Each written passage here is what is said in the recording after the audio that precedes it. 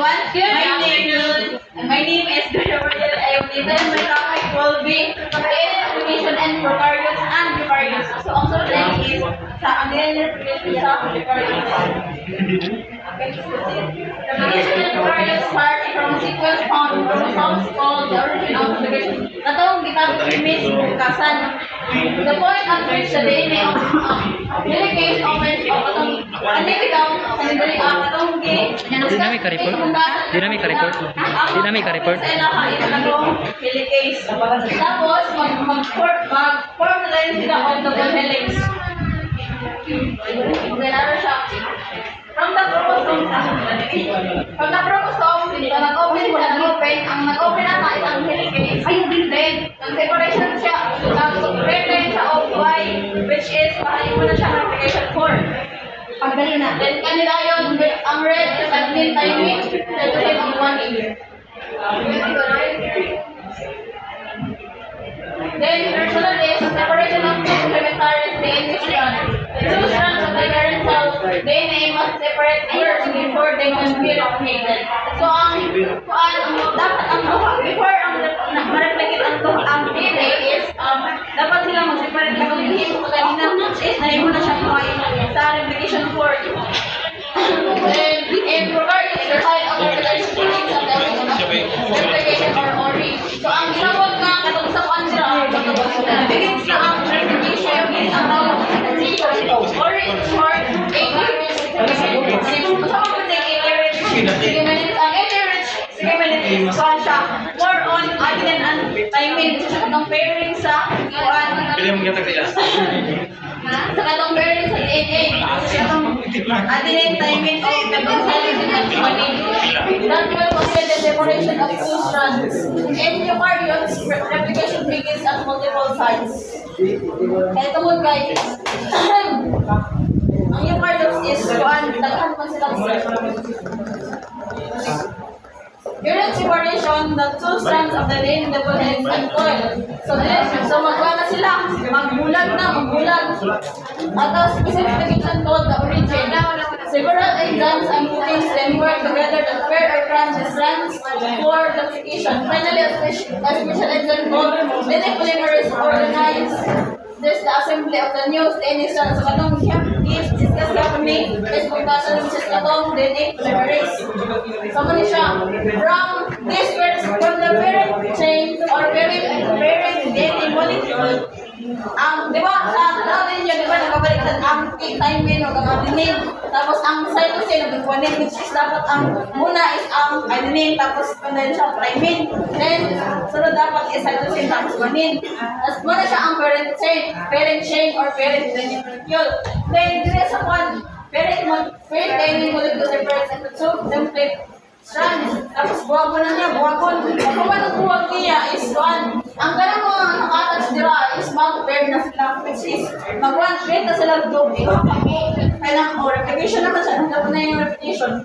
Tapos, complementary nucleotide which is attached to each template strand. So, pag kumananak niya, nakabuo na siya o because ito included their two daughter cells or two daughter DNA molecules. The information of replication form. The two strands will then unwind and then separate from each other and moving away from origin in an opposite direction or bidirectional and produce replication bubble. Important proteins of the remain separation of parent strands. The replication form is a Y-shape, katong ganina katong Y-shape nga, imo ni ate o katong kaganina sa kung flash with the screen.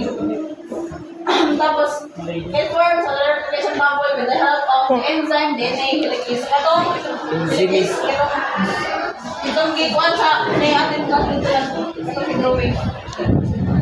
The replication work is formed by the action of the enzyme DNA helicase at the site of the origin of the replication. The DNA helicase separates the strands of DNA creating a replication bubble. Replication forms a Y-shaped structure formed of the enzyme bubble. So, ang replication form is oras sa event na sa replication bubble. As the replication form grows and moves forward, the DNA synthesis occurs by DNA polymerase during the DNA replication process. So, kay magpadayon pa Replication fork, gamot di ana is makaduwa na pero DNA na otro nga strand. DNA strand otro. Okay, diri from the kuan diri ang gikan sa helicase, ni ang kuan siya ang mag-open sa DNA strand which is kuan mahita mo dira ang 3/5 directions ang leading strand. Then mag-kuan na sila sa DNA primer, DNA polymerase tapos ay from DNA primase RNA primer dayon tapos DNA ligase tapos ang last is DNA polymerase. DNA protein, one specific nucleotide sequences at the site of origin of replication and separate. In almost all bacteria, chromosome transformation is initiated from the DNA protein, with the only exceptions belonging to the endosymbiont. Okay, dito sa kuan sa bacteria, dito magkuan sila sa bacteria, mag-start ang DNA protein sa origin. Ito sila kung kuan, origin of replication fork. Then, magkuhan ang tutulong kan DNA is hindi mo na i-discuss na siya ni Miss 2000. Tapos, magkuhan niya na mag-separate na rin sila sa DNA gene. Magkahuman, sa big lang tayo, tapos sa polymerase 3. Tapos magkuhan sila, mag-order sila Y complex. Sa eukaryotes code, kuhan magkuhan sila sa initiation. Mag-start sila sa initiation which is mag-unang replication, then sunod kay loading, then sa MCM27, o ano sa ORC51. Tapos, sunod na yun na siya. Kaya ma-activated. When na kung ano na yun, ma-active na rin sila, mag-on rin siya. Mag-establish na rin sila ang replication. Nga lang sa bacteria tapos sa eukaryotes. Then in many cases, they bind the single-stranded DNA from the separate strands of DNA near the replication fork and then hook into close the double-stranded DNA region and force them apart completely. DNA is a type of enzyme that plays a crucial role in various processes involved in maintaining the integrity of the genome, such as DNA replication, recombination, and repair. Mutations in coding DNA are often associated with diseases related to genomic instability. So, pag naman na natin topic daw, dili mag-pair ang katong patubog at injured no. At din timing, cytosine o guanine, makita mo na mutation. Tapos, mag-on na genomic instability. So, from double helix, mag-on na siya, mag-bind, which is mag-on siya sa center. Center sa helix, mag-bind silang duho, which is ang natin itaw, sa kwana, mga hydrogen compound or hydrogen compound na ilahang ipo sa kuan center sa very helicase. Tapos, mag-atwin sila tapos depending sa SSP or single strand binding, ilahang ikuan ay configuration parang may mga siyang single strand. They bind to the unweaved DNA or single strand DNA generated by helicase to keep two strands of DNA separated and protect the DNA from nucleuses that could destroy sDNA or single strand DNA. Single-stranded DNA binding proteins are proteins that play crucial roles in DNA replication, recombination, comparison sila sa one na nakapakit kanina, comparison sila sa replication, combination, and repair by binding single-stranded. Now, these proteins are present in all life forms and often utilize a specific structural code and multi-fold for DNA binding. Single-stranded DNA binding proteins or SSPs are proteins that have essential roles in DNA replication, recombination, and repair. These proteins bind single-stranded DNA independently of sequence with high affinity. Okay, dito na tayo. From the single-strand naman siya, paling ko magmula pa sila ang law is kuhan siya, mag-post siya sa isa ka SSP which is the single strand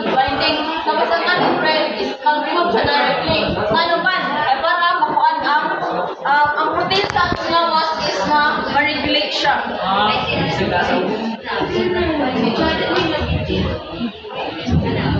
Direction of DNA replication. DNA polymerase enzymes that are responsible for the DNA coupling can only read the correct nucleotide sequences in a 3 or 5 directions.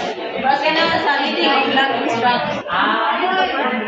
And so will synthesize only a new DNA strand in a sequence hapon sa 5 to 3 direction. So kung 3 to 5 siya, direction lang, mag-synthesize siya. Pag 5 to 3 direction siya, is mag-kuhan siya. Sequence siya sa DNA strand. The need for accuracy probably and straight reliability occurs only in the 5 to 3 direction. If there were a DNA polymerase that added deoxyribonucleoside ribospace in the 3 to 5 direction, the growing 5 chain and rather than the incoming mononucleotide would carry the activating ribospace. Okay, meron na yun. Ang DNA polymerase, atong gikon drawing. DNA polymerase, gikon siya sa RNA primer, tapos ini, kasabi ko na siya ang pangazaping fragments, tapos gano'n siya sa origin termination, which is ang katong laging leading strand.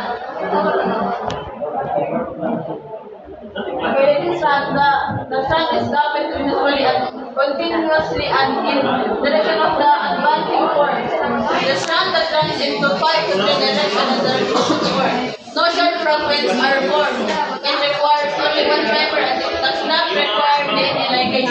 So leading strand is one lang siya. No short fragments, tapos only one primer and it does not require DNA ligase. Wala siya na kailangan mag-DNA ligase. Okay, ano sir, ano yung... It grows in the direction of the replication fork and the synthesis of new strands is fast. Okay na lang leading strand, 5 to 3 direction hapon siya. Then polymerase, primase, helicase. Tapos nagkakaroon ng kasagay fragments, tapos solid strand. The strand is copied discontinuously with small lagging strand. Ganina, ang leading strand is continuously, tapos dire sa lagging strand is discontinuously, with small fragments of DNA being copied close to the fork. These fragments are termed as Okazaki fragments. Ito nga ganina, they will be joined as a single strand. A lagging strand is one of 2 strands of DNA found at the replication fork, which are shown double helix. The other strand is called the leading strand. A lagging strand requires a slight delay before undergoing replication and it must undergo replication discontinuously in small fragments. Whenever ang lagging strand, one of the strands of DNA para but ito yung direction kanina. 5 to 3 ka po. Ang kalainan lang nila is ang leading strand is continuously, tapos ang lagging strand is discontinuously. RNA primer. DNA polymerase cannot initiate synthesis of complementary strand during DNA replication. The RNA primer is needed to provide a key end for DNA polymerase to work on. Identical primers about 5 to 10 nucleotides long. Primer RNA is RNA that initiates DNA synthesis. Primers are required for DNA synthesis because no known DNA polymerase is able to initiate polynucleotide synthesis. Edited transcriptional RNA is used to initiate DNA synthesis in some phage and is metazoa mitochondria. So asa ang RNA primer is sa mitozoa mitochondria. Transparencies are used when retroviral reverse transcriptases to initiate the replication of viral genomes. Bacteria, archaea, and eukaryotes use an enzyme called primase to synthesize short-lived oligonucleotides used only during DNA replication. So, kaning oligonucleotides is pang-place niya sa naanad siya sa bacteria. This primase is synthesized from RNA once on each leading strand template to initiation DNA synthesis. So, dili magsugod ang replication. Kaya naman siya ang initiation. From parent sa inig hapon, katong nag-involve yung sa laging strand of one. Leading strand, kay 5 direction siya, then nag-involve din yung polymerase helicase. Siya ang mag-open, then RNA, o tapos ang katong fragment, katong 3. Then DNA ligase o DNA polymerase. But next one is chain elongation. DNA polymerase is elongate a new DNA strand by adding the observed one at a time. So ang dito sa chain elongation is katong topic ni Mr. Brian of Base Monikar. Itong elongation. DNA polymerase, specifically polymerase 3, also has proofreading activity. 3 to 5 exonuclease in addition to its 5 to 3 polymerase activity. Chain elongation continues at the speed of approximately nucleotides per sec for bacterial RNA polymerases. So, kung na siya kuan, kung active siya, ang mahirap result is longer lifespan. But kung faster translation elongation, higher base translation rate. Ang translation of kuan elongation is manalo na topic. Kung inactive siya is kuan siya, shorter lifespan. Excision of RNA primers and their replacement by DNA. The DNA polymerase 3 will continue to synthesize DNA of the long strand until it is stopped by an RNA primer. If this happens, excision of the RNA primer will occur and the gap will be filled by DNA polymerase 1, which has 5 to 3 exonuclease activity that can remove RNA primer. The RNA primers are removed and replaced by DNA through the activity of DNA polymerase 1. The other polymerase involved in replication. The nicks that remain after the primers are replaced get sealed with the enzyme DNA ligase to form a continuous lagging strand of DNA. The RNA primers must eventually be removed from the Okazaki fragments and replaced with DNA. So sa extension from the word itself, so i-remove must eventually be removed from the RNA primers sa DNA strand para ma-complete na ang replication. Thank you. Okay, now, RNA primer. Dito 5 direction kapon siya, dito 5 direction kapon siya. Sa DNA ko, RNA HI1. DNA ligase will link the 5-phosphate group on the DNA polymerase 3 and the chain synthesized by DNA polymerase 1 and the 3-hydroxyl group. DNA ligase is an enzyme that catalyzes the formation of a covalent bond between a 5-phosphate and a 3-hydroxyl group of the termini of DNA fragments. This bond ligases the two DNA fragments together. Within cells, these enzymes are essential as they are required for repairing, replicating, and recombining DNA. Because DNA ligases are essential enzymes, they are found throughout the tree of life in archaea, bacteria, and eukaryotes. Thank you. Okay, then nara ang DNA ligase continuity, ligase joining molecule. Dito direction kapon siya. Termination, circular equilibrium. Sa dala sa termination, ilahan na yung kuan ng parental by encircling and located on the lateral strand. Sa kuan, 2-4 establishment is containing ang hexamerate certificate helicase. So, dala na sila mag-terminate o mga kuan, katong sa bacteria ba?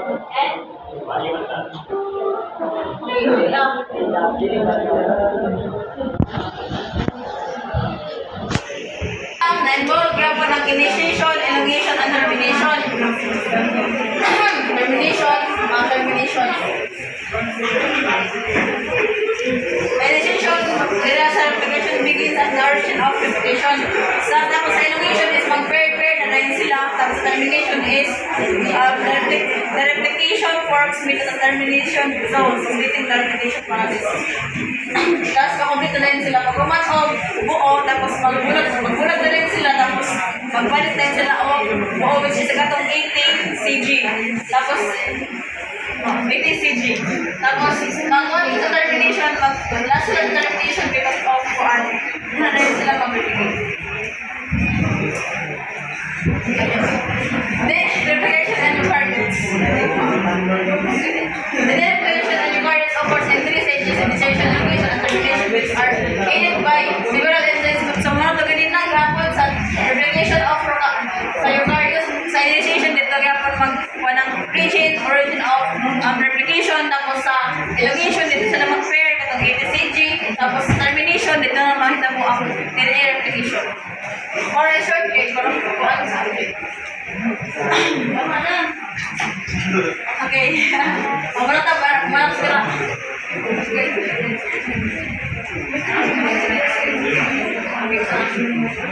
Separateness and similarities.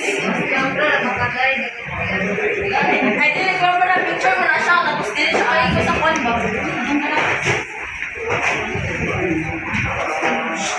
Ay, dili siya ka. Sobra naman mo. Sobra naman mo. Yes.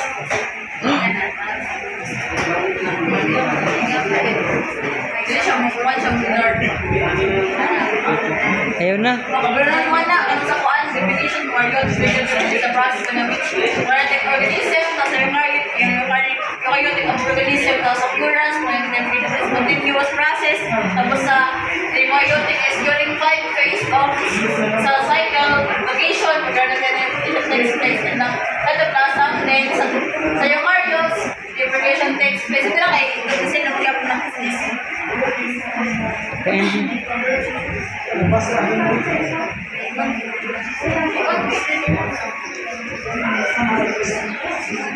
Similarities nila is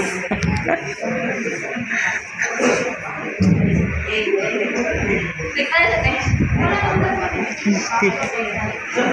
Similarities